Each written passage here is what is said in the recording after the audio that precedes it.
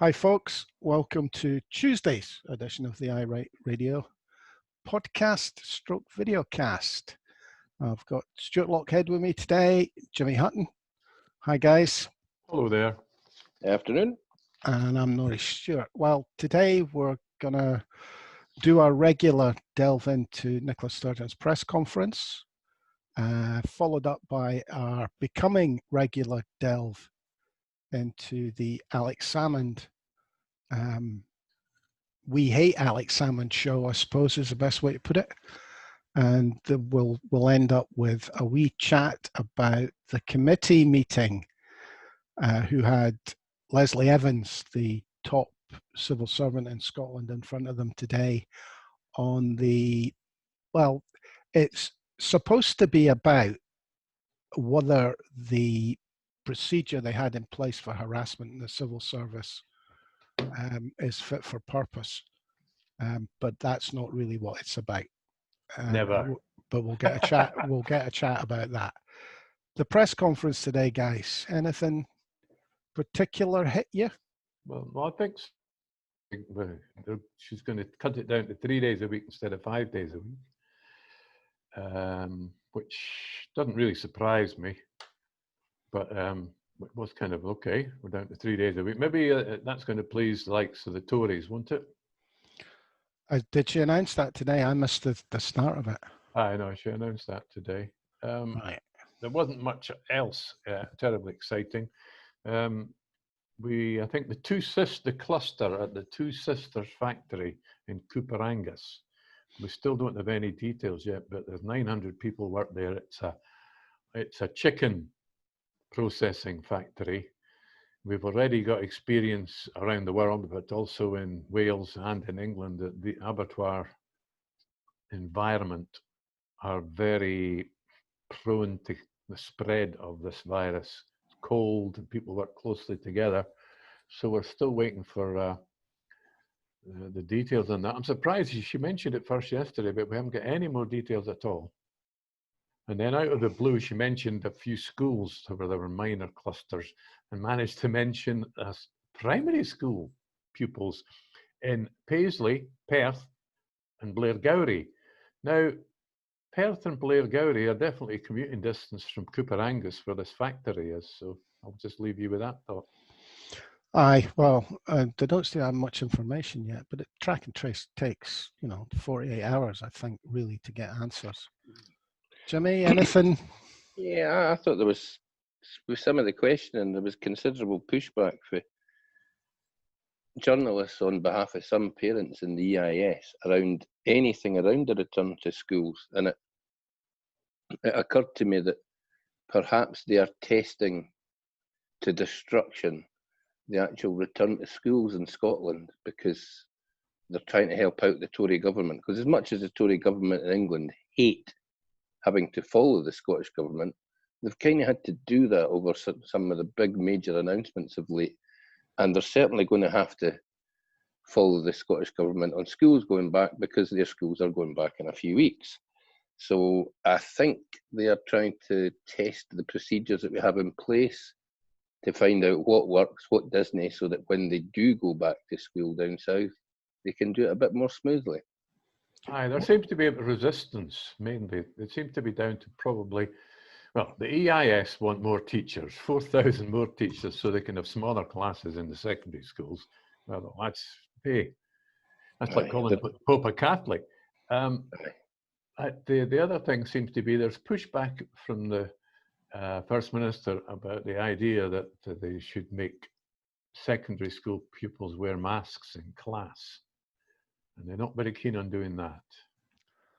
I didn't blame them, mate. Masks aren't comfortable, and to ask anybody to sit in a mask all day long, I think it's a bit of a stretch. But to ask school pupils to do that, frankly, they'll just not do it. They'll get their protractors out and big wee holes in it and all kinds of stuff. So I think the idea is a non-starter until such time as there is 100% scientific proof that it would help enormously. Yeah, but if you're in Japan or South Korea or Singapore or China, you'd find all the kids would be wearing the masks. Aye, but we're not in school. We're not automatons like the Japanese, mate. We didn't do what our government instructs us in the same way. Oh no, you're quite right. That is the point. Well, The bigger picture for me here is that this is another no-win situation for any government. I mean, it's going to apply south of the border as well. There are going to be infections in schools. Aye. It's inevitable. And they're going to, whatever happens, if they shut down schools, there'll be complaints about that. If they don't shut down schools, there'll be complaints about that. The unions who sat down with them and agreed a policy, as far as I know, are basically going to do the "it's bound to happen, we can say we were right and you didn't listen to us" thing. So it's a bit like the exams. There is no right answer to this because I'm afraid there's a risk, and that risk will be realised.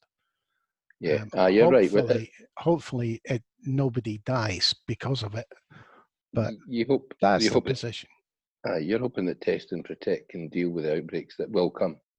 Yeah, because we've already seen them, and we're only back a few days. You know what I mean? Yeah. Well, it would appear that the Chief Medical Officer and the First Minister seem fairly confident they've got the current situation under control.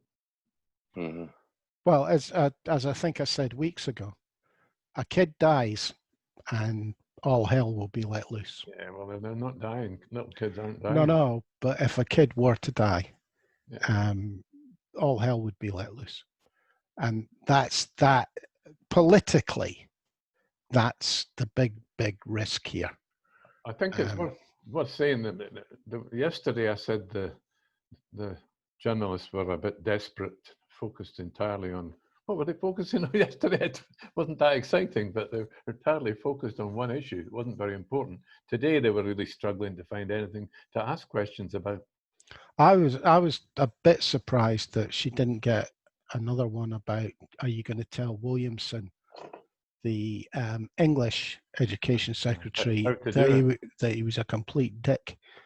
That would have made a good headline. Or even if Williamson resigns, will Swinney then resign? You know, I'm very surprised it wasn't brought up. But then again, they wouldn't want to bring up anything that Scotland did before England did. Certainly the inside opinion on Twitter appears to be that Williamson's in place for about another week or so to take all the flack possible and then bin him while Boris is still on holiday. That sounds like a Tory tactic. It sounds like the way they would go. And I watched a bit of Newsnight last night, and there were people on there that were astonished that he hadn't offered his resignation. But in this day and age, is somebody who's already been sacked as a government minister likely to resign and hand away the ministerial car when they've had it, lost it, and got it back? Unlikely. And it's also good cover for other things that are happening. Absolutely, aye. So is Boris already here in Scotland? Apparently he's at the Fairmont Hotel in St Andrews. He was on Sunday at the Fairmont, mate. I believe he may have moved on. I expect he'll spend a few days at Balmoral. That's the usual pattern, isn't it? Apparently he's not meeting the Queen. With a bit of luck, he's at a chicken factory in Cooper Angus, but that would just be too much good luck for Scots to partake of. Will he not be parked away in some Button Ben outside in the middle of a wood? I'd have thought he'd be on a country estate brushing up on his shooting so that when he goes to Balmoral he doesn't hit Prince Philip or Betty. Yeah, but you can shoot grouse this month. Now we've passed the 12th. Mm-hmm. Oh, good. You're looking forward to that? Well, I think we can maybe sum up with the presser was not that inspirational today. One item to say, yes, I just simply want to agree with you and say that even the First Minister herself seemed to think it was boring today. I did. As she said, I think I'm going on a bit too much. And what she said, more or less said to the Chief Medical Officer, save me, say something. Well, and you were saying she's moving to 3 days. 3 days a week from now. I'm not sure if it's this week or next week. Good. The other regular spot, or becoming regular spot, we'll just call it the Alex Salmond spot. We can't ignore the BBC programme last night by Kirsty Wark Her husband produced it. She presented it. Were we surprised at the? Well, let's say the structure of it surprised me a little bit. I thought they just made a fool of themselves because it was so one-sided. I think the biggest omission was there's many ways to describe what we saw, but the biggest bit missing was she covered the trial, the prosecution trial, took 3/4 of the show, didn't cover the defense at all, and then come up with their own conclusion that he was guilty anyway. Well, what I noticed was everybody interviewed had something bad to say about Alex Salmond. Everybody, even people that are possibly his allies. Sillars basically destroyed him with kindness. And what's his name is... Kenny McCaskill didn't have a particularly good interview either, did he? No. And what's his name? Gunn is ex... press guy. Psychic. Now, Gunn is a gentle soul. I mean, I never saw him as a press officer, to be honest. But he's a nice guy, by all accounts. But they even managed to get him to say, you know, his opening words were, I was totally taken aback, completely surprised. But kind of, maybe it could be true, you know. But how manipulated was that by the editing suite?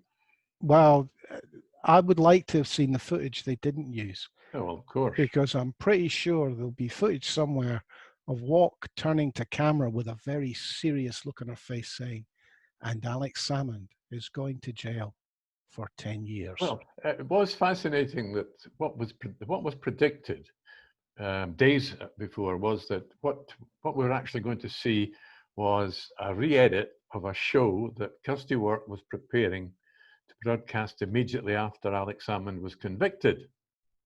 And of course, he wasn't convicted. And that's what we saw, something that was rehashed, chopped around a bit. And, well, I think they took too many risks, hopefully, because I think somebody should go to court for that, for what they did last night.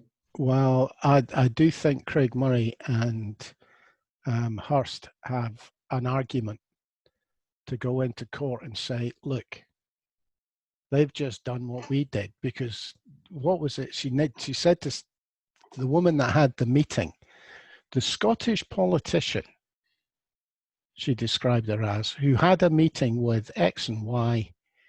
I'm sorry, you can identify who she is.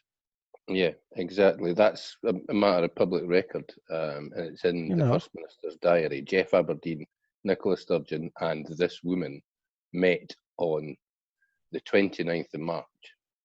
That clearly identifies one of the victims. Well, I mean, you're going to jail. One of the alleged victims. You're going to jail as well, Jimmy. Yeah, I know. So am I. Because I sat there and watched it and figured out. Yeah, exactly. There's only one other person that we know at. I got my kill at it. From start to finish, I found it laughable. Where she sat when she started, the fact that they finished with an untested allegation, the fact that they finished with reactions to the verdict. Why are the reactions of complainants to a verdict newsworthy in any way, shape, or form? The verdict basically told them that their allegations were false. I think they went too far with some of the actors as well. I remember the one early on, there was this shot of this woman's hand when this actress giving her, oh, terrible! It was terrible, and she was nipping the back of her skin in the back of her hand. At the very start, mate, she sat in that bloody middle windy of the building that overlooks the High Court. That's the same window that Sir Walter Scott sat in 1829 or whenever it was and watched William Burke get hanged. Now, she's had that shot. Her and her husband have thought about that shot because unionists like them like to think that Walter Scott was a unionist. So that's why she sat in that window and had that shot taken. That, you know, I am portraying Scottish history in the same way that Sir Walter Scott portrayed it almost 200 years ago. No, you're no hen, you're talking piss, and you're talking it to camera only for the fact that you've got a job on Newsnight and your husband's got a TV production company. That's the only reason that programme got made. And she's starting not to look very good. You know, like she's starting to wear a bit. Now, the fact is, she's a woman has got nothing to do with it. All of us can not look very good as we get older. And some of us might have the decency not to go in front of a camera again. I think the other shot that'll stick in my mind is Ms. Smith, Ms. Garavelli, and Ms. Wark. And who's the other guy? It was Morris Smith. Sat in a nice posh French restaurant. John Smith's daughter. Oh, Sarah Smith is, but Morris Smith, who's he?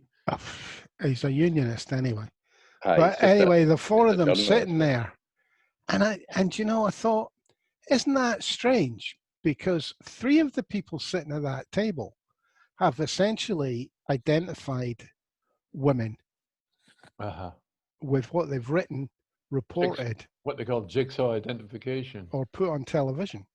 I looked at that and I thought, really, are you really sitting in one of the swankiest French restaurants in Edinburgh, pointing out to license fee payers that you can do that on license fee payers' money, because it's a cert that went on expenses. There's no danger Kirsty Wark bought lunch for them and paid for it herself. Well, it doesn't matter if she did. Our hubby would have given her the money. Rubbing our nose in it. This is all on you. And at the time, absolutely castigating the defence of Alex Salmond. You know, they characterised the defence QC. They absolutely made him a caricature of himself. Did they not have a voiceover for him as well, rather than the man himself? It was awful, mate. What I found quite surprising about our introduction of the two QCs, defence and prosecution. The prosecution was introduced as the top prosecutor in Scotland, all serious and all, you know, this guy is an establishment, you can trust this guy. And then she basically said that Alex Salmond's QC was a misogynist, old-fashioned, old boy network guy. Well, you know, she characterised his cross-examination as banter between two gentlemen of a certain age. I'm sick and tired. I consider myself a feminist. Now, I know there are plenty of feminists out there that will tell you a man can't be a feminist. And that's the kind of people that we have to deal with day in and day out. That's what we watched in the bloody committee meeting this morning with Leslie Evans. That's the kind of person that Kirsty Wark is. But well, I mean, I'm tired. My mother brought me and my brother up as feminists. We didn't get any choice because she was a feminist in the 30s. So, you know, we had no bloody choice. Look, there was one aspect of the show last night that was popularly seen, which was it turned out to be the Kirsty Wark Show. It was all about her. Aye. It was a vehicle for her to give you her opinion of Alex Salmond in a disguised way. It also misrepresented what happened at the trial in a couple of cases. They talked about, and I can't remember which woman it was, but a woman who changed her story. That one point she had her pants on, at another point she had them on and they were round her ankle. The person that changed their story the most, and the one that I found most compelling when actually following the trial as it went on, was woman F. Now, that was the woman who Salmond admitted something had happened with. Yeah. But her story changed 4 or 5 times in the lead up to the trial because she was being encouraged to change her story by woman A.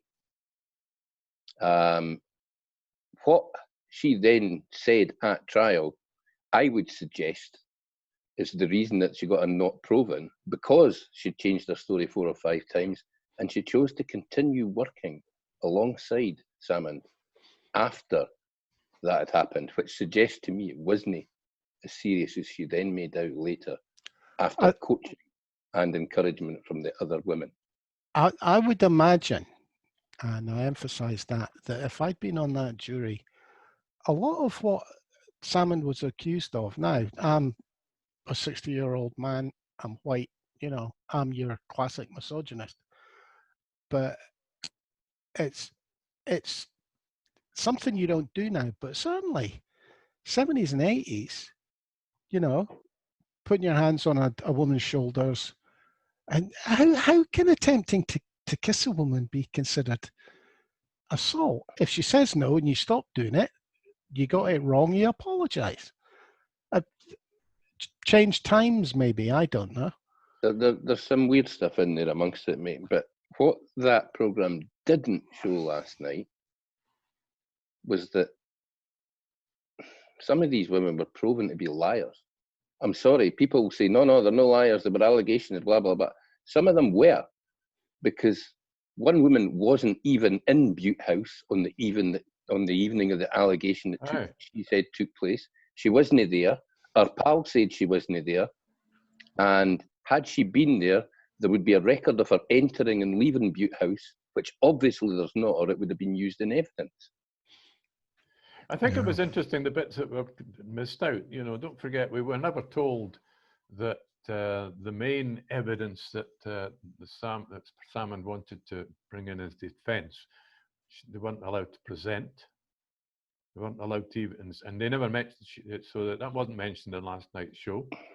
And we also didn't know that just in the enormous fishing expedition that the Police Scotland did to find all these people, they changed, right? So they come in with this new policy for harassment, sexual harassment in the civil service in Scotland.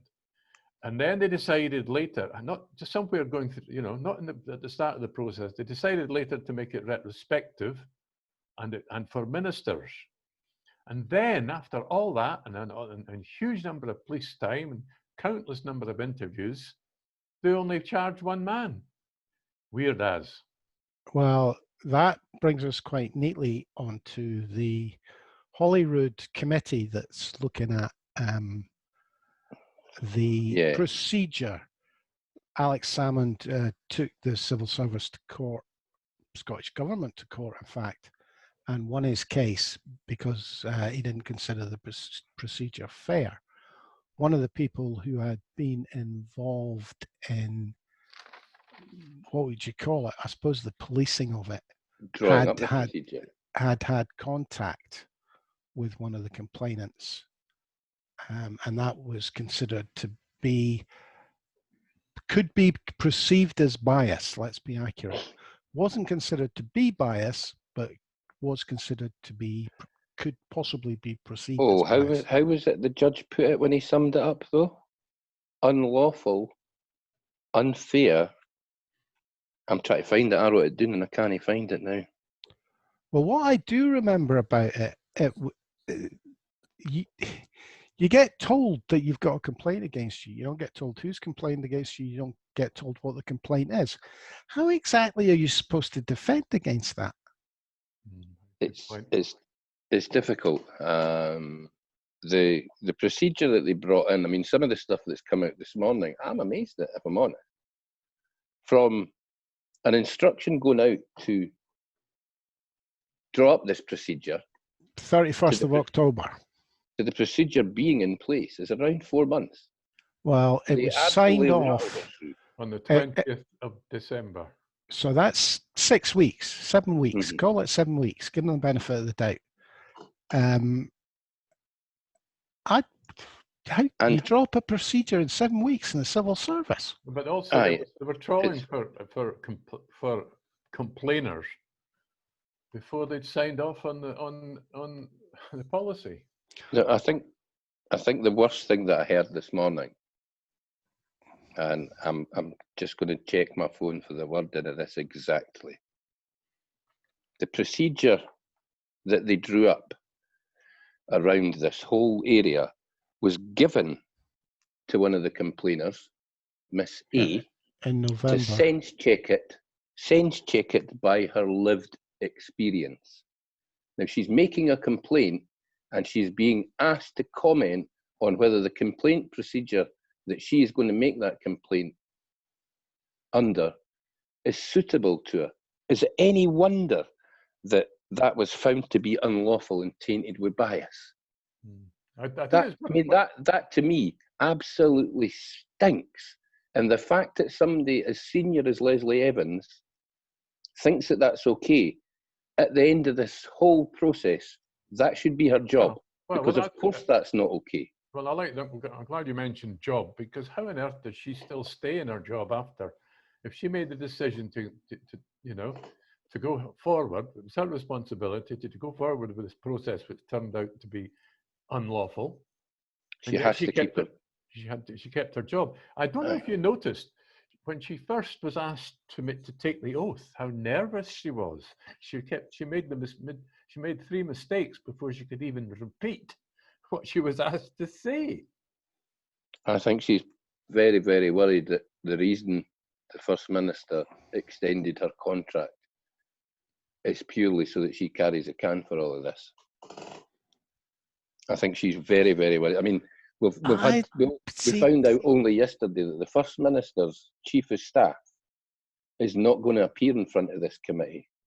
Now, that's the same Chief of Staff who, the day that she was meant to appear in front of the Court of Session, the Scottish Government conceded that case and handed Alex Salmond's legal team £500,000 to cover their costs. What on earth has Liz Lloyd got to hide that she is now taking the second opportunity not to be open and transparent about this whole thing? What do you think? Do you think she's in it up to her neck? Or do you think, I don't know, is she one of the complainants? Is she, we need to know, because at some point Alex Salmond's going to make allegations to the Parliamentary Committee. And You're not allowed to know. No, we're not allowed to know. We can conjecture, but I mean, was the First Minister, Nicola Sturgeon's Chief of Staff. Jeff Aberdeen was the closest advisor to Alex Salmond. Liz Lloyd should be compelled to appear because she's already cost the Scottish Government £500,000, plus whatever the bloody Polis investigations cost. So if she can't be compelled to appear, I think this parliamentary inquiry is meaningless. If she's allowed to say, no, I didn't want to speak to you. It's not meaningless for Murdo Fraser and Cole Hamilton, who see this as a vehicle to attack Salmond again. In fact, the chair had to tell them both to shut up because they were going off-piste. But it's pretty obvious. And Jackie Baillie is after the First Minister. Murdo Fraser and Cole Hamilton are after the ex-First Minister. Okay, I think it'll be interesting. Nicola Sturgeon's appearance in that programme last night was kind of unscripted. She was getting interviewed for Newsnight, and then she didn't look happy about it. No, I think she didn't look happy, mate, because Kirsty Wark chucked in a couple of things that she then put into that programme last night. I'm pretty sure that the interview for Newsnight had nothing to do with what was going on, and that's why she looked quite so pissed off when she said, "There's no conspiracy." Yeah, and there's another thing. One thing I did notice about this morning's committee hearing was it would appear that Sir Jeremy Haywood, the head of the whole civil service of the UK, was also involved at a very early stage of the changes in this policy.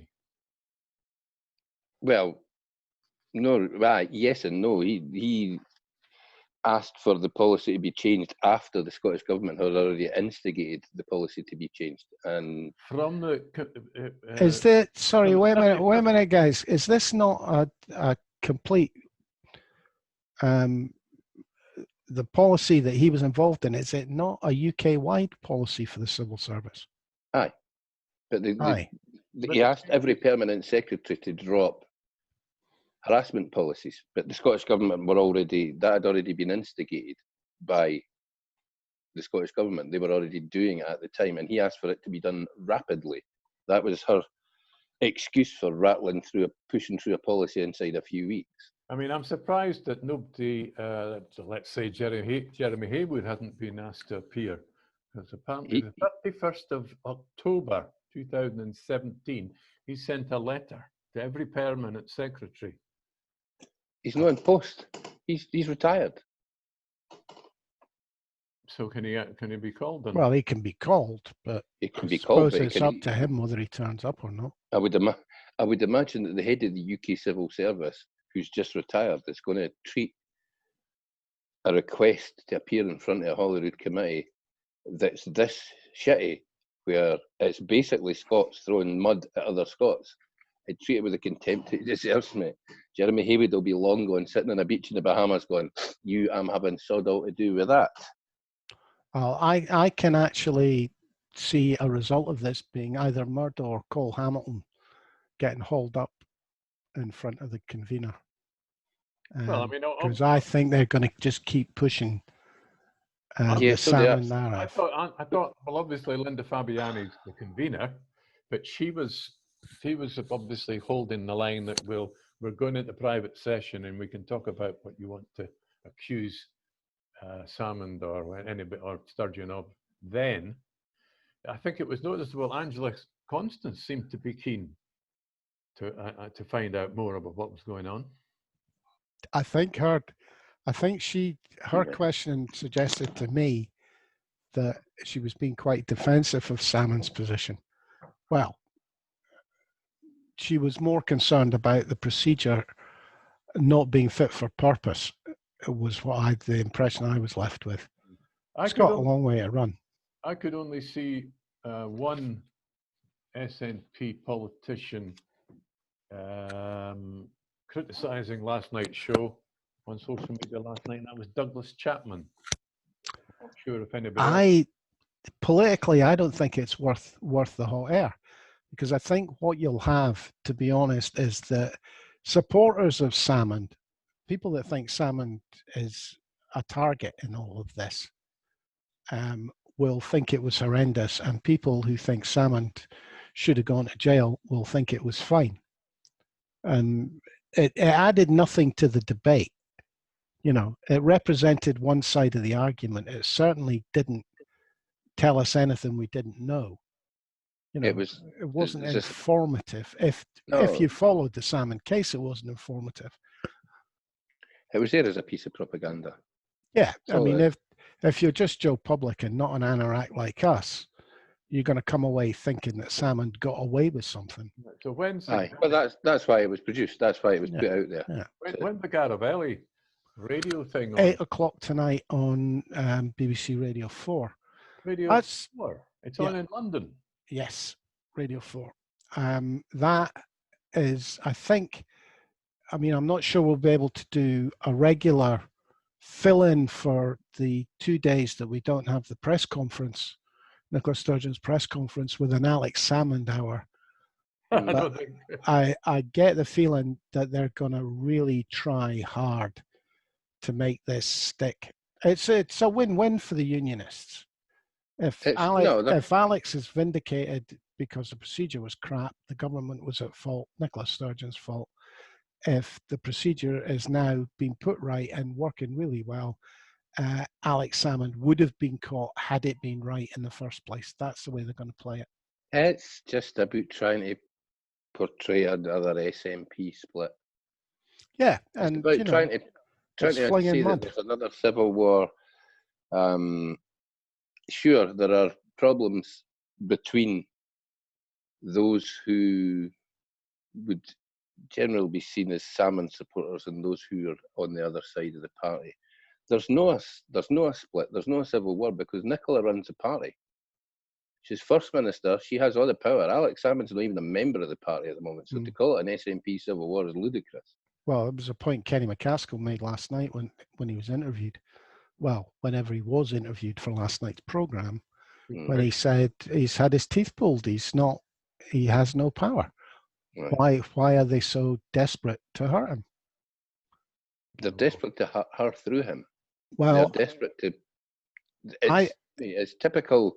Frankly, I would say it's typical British unionist policy. Any chance that they get to interfere with anyone that's a threat to them, they will do that. It's been the history of the British Union. It's been the history of the bloody spy community for hundreds of years. Oh. And I think it's an absolute cert that some of the actors in this, some of the people involved in all of this, they have a nice long file in Thames House, and some of them have bank accounts attached to Thames House and have been paid to get involved in this. Oh Well, dear. Oh well, no, dear. I quite believe it. I was a little surprised that Sir Jeremy Haywood was mentioned at this stage, and I hadn't really thought about it up to now, at just how directly London was involved in this change of policy to go backwards. Well, That'll come that out. was It that was her. wasn't London that instructed this to be retrospective. It was Edinburgh. Well, what I was going to say is Jeremy Howard was her out for the rapidity of this being put together. Mm-hmm. And there's every chance that you'll find sources attributed to Jeremy Haywood will destroy her in tomorrow's Scotsman, or possibly when he wouldn't reduce himself to giving any information to the Scotsman, he may well do it in the Times. I think this will backfire. If they don't lay off Salmond, I think you're going to end up with Salmond being the wee guy up against the big bad wolf. Whereas before this, they still see Salmond's stature as huge. Mm-hmm. And I don't think the public do. I think the public are going to start to view Salmond as a man put upon by the powers that be. And I think they've made a mistake here. Do you think he could have a wee George Galloway moment in front of the committee? Oh, Kind of the only time Galloway's ever looked half decent was when he was in front of a bunch of senators that was thick in the heat as shit in the neck of a bottle, and he made them look exactly that. Do you think this could be? He's going to be, judging by what I saw today, he's going to be better prepared than they are. Well, the point is, but how much of his evidence will we see live? Very true. That'll be interesting. I'd imagine that Scottish Parliament TV will be operating on a 5 or 10 minute delay when Mr. Salmond sits in that room, because he's a fiery character and there's every chance that he'll say certain things that he shouldn't. Watch for them trying to pretend they're Jackie Baillie. Did you notice when Jackie Baillie got to ask her questions that she wanted short answers and she only wanted the answers she wanted? Because whenever Leslie Evans went off piste as far as she was concerned, she tried to talk over her and shut her up. Mm-hmm. Okay. And the convener should actually have slapped Baillie down for that. You ask the question, let the witness answer the question. I think when just watching the preamble at the start, I was just a bit hacked off at how much we are not going to investigate, how much we are not going to hear. When the list of what we are not going to do is that long, it kind of indicates to me that this is a toothless committee. So I mean, I'll give it another few days. But I went to the committee's website where they were supposedly publishing the documents that would go along with this inquiry. And the first document I clicked on, I went to a 404 site straight away. Aye. So whether they're posting it afterwards, I don't know, but it wasn't there for me to look at them while it was going on. I find it quite interesting because remember the Scottish government under Salmond used we do not publish lawyers' advice to the government. And then when they were forced to publish it, it was nothing. He'd had the opposition running about for months and months and months. Oh, that was a good one. Absolutely sure there was a smoking gun, and there wasn't one. And remember, Sturgeon had Salmond as a mentor. I wouldn't be surprised if the legal advice is completely innocuous. They're not going to publish it anyway, so it doesn't make any odds. But as I say, I'm annoyed that the First Minister's Chief of Staff is not going to appear. I think that's scandalous. She's getting paid. She's getting paid what, $100,000 a year to not appear in a court case and then not appear in front of a parliamentary committee. She could have been forced to appear in front of the courts. The courts have that power. I know that she could have, but that's why the Scottish government collapsed the case. Because they didn't want her saying something. Or at least that's why I think the Scottish government collapsed the case. That was surmised at the time. I'm disappointed because Salmond would have had something up his sleeve for that. Well, I think in a few weeks' time we're going to see him dancing through the door of Holyrood singing "My Way" by Sinatra, mate. I think he's going to wipe the flare with him and give us a wee TikTok moment at the same time. I don't know. I can't see Alex Salmond damaging the SNP before independence. I can't see it. He doesn't have to. All he has to do is take apart Leslie Evans. Leslie Evans. Oh, I think he'll be quite happy to rip the civil servants to pieces. Mm-hmm. But that would include. I mean, he's already proved that by going to court. That will include Ms. Lloyd, who's chosen not to appear. And I do hope, as I was trying to say earlier, and I didn't quite get out enough because my tongue was tripping up over my bottom lip. But I do hope she is not given the opportunity to come back and answer any allegations that Salmond makes against her in that committee room, because I think he will make allegations against her. I think she's the one that he thinks is behind all this. And if she's chosen not to appear in front of the committee, that decision should stand throughout the sitting of that committee. She shouldn't get an opportunity to come back. I would actually think the exact opposite would happen. It's very difficult. I'm not even sure the convener would allow it if he's going to make accusations against a civil servant. That might well be. She works under a different code. I thought she was a civil servant. If she was the SPADs are treated as civil servants. Yeah. Aye, but they're not subject to all the strictures of the Civil Service Code, are they? Well, I think they are in Scotland. I think it's just Westminster they changed that. I think I'm with you just at the moment, Norrie, on that one. It's not worth having that out. Did Dominic Cummings not just change that recently? I don't know, mate. I don't know. I'm pretty sure some SPADs have got away with all kinds of stuff in the past. You see, haven't they? Jimmy, it is actually really difficult. If you sit a SPAD down in front of a committee and question them the way that you question, head of the civil service. Mm-hmm. I mean, the whole point about SPADs is, they game every scenario. So if you sit down and say, did you talk about how this would affect the SNP if Salmond went to jail? Of course they talked about it. But the minute that's said, it becomes a whole different ballgame. She won't get to say, yeah, we talked about it, but we talked about the colour of ducks, and that will be picked out and headlined. So it's really difficult. I can actually understand why, for good reasons and nefarious reasons, you wouldn't want your SPAD in front of a committee. Well, I think it stinks, mate. I think, as I say, I think it makes a mockery of the whole thing. If she can't be compelled to speak, then what? Are we just going to say, oh, it doesn't matter? We're only going to investigate up to a certain level because Liz Lloyd doesn't want to talk about this and the First Minister can't talk about that. So well, it's the same, for me, it's the same argument about legal advice. Politicians make political decisions. If legal advice says, no, you can't do that, and they go, yeah, but we had it in our manifesto and we're going to go ahead anyway. Yeah, but there's no such thing as privilege between a SPAD and a politician. There is between a lawyer and a client. Well, there is advice from civil servants. There is.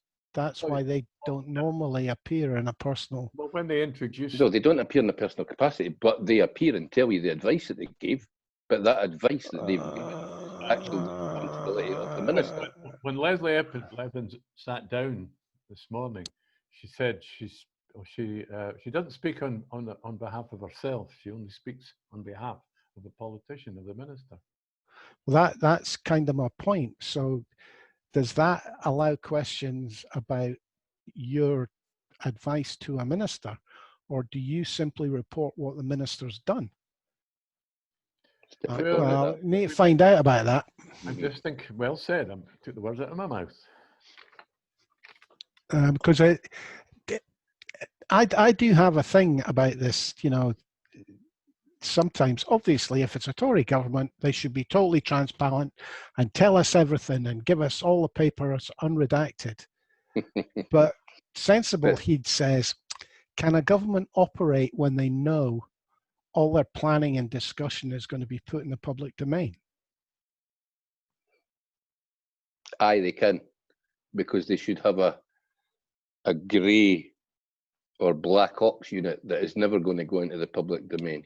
Yeah, but they can't have a grey or black op unit if you've got to put everything in the public domain. Well, you can if you're London. Well, just Edinburgh, can he? Well, no, that's the argument. No, you set it up in an old mill in Auchtermuchty and call it the 77th Brigade. Well, I'm trying to be as unbiased as I can be here.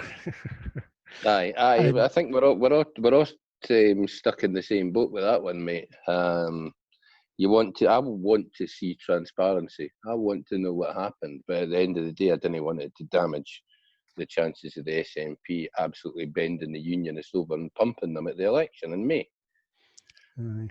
I agree with you there. Politically, it's difficult. It is difficult. Okay, guys. Anybody got anything they want to point out on today's news? I was up late last night reading all the social media after having sat through that drivel. The Salmond Show. The Salmond Show, the Kirsty Wark Show. I was fascinated by the social media. I'll tell you what, the amount of times we've said Salmond Show tonight, any chance of getting a wee bit of sponsorship for Russia Today? By the way, lads, if Russia Today asks to buy the show, I'll just say yes. Oh, here, I've got a wee gem for you. Mm-hmm. Sputnik. We know what RT is, Russia Today, which is a Russian government-sponsored TV channel. Sputnik is a Russian-sponsored news channel, a news service. And I don't know if it's just in the UK. As of today, they've got a label on it on their Twitter feed, identifying the fact that they're Russian-sponsored. Now, that was a threat that the Americans were going to do. They had to say on anything that they were doing in America, they had to say that we are Russian-sponsored. And have a look at their Sputnik Twitter feed, and you'll see what I mean. I look forward to the label being put on the British government tweets about Britain has spent £4.50 in Drumchapel this week, and you should be grateful, you Scottish swear words, you. Aye, well, I look forward to, given all the stuff that comes out of Dougie Ross's mouth and Jackson Carlaws and Murdo Fraser's, I look forward to somebody running about the streets of Scotland with wee Union Jack flags about that size, sticking them in Doug jobbies. Because if they're going to put a Union Jack on everything British, there's plenty of shite on our streets that can be labelled. What was I going to say? What did anybody get? What the reference to Dougie Ross was from the Times guy? No, I think he was just trying to be clever, mate, and he tripped himself up over his own cleverness. Because by the time he got to the end of his questions, the First Minister and the Chief Medical Officer like, "What are you talking about, you fud?" I thought, oh, don't tell me he's gone and taken a job refereeing a Celtic game in I was going to say Auchtermuchty. What I actually meant was Switzerland or somewhere. Basel or somewhere like that. Auchter Basel, aye. Auchter Basel, that well-known Scottish Swiss resort. Aye, that's the one, aye. Okay, guys. Married to Auchter Sybil. Thanks for today. Stuart Lockhead, Jimmy Hutton. Bye-bye. Stuart. Thanks for listening, folks. And we'll all catch up with you tomorrow, which is... No, Westminster are still in recess. First Minister's questions on Thursday this week. Back to Thursday, 12:20. Okay. Splendid. Well, we'll catch you all tomorrow anyway, guys. Cheers for now.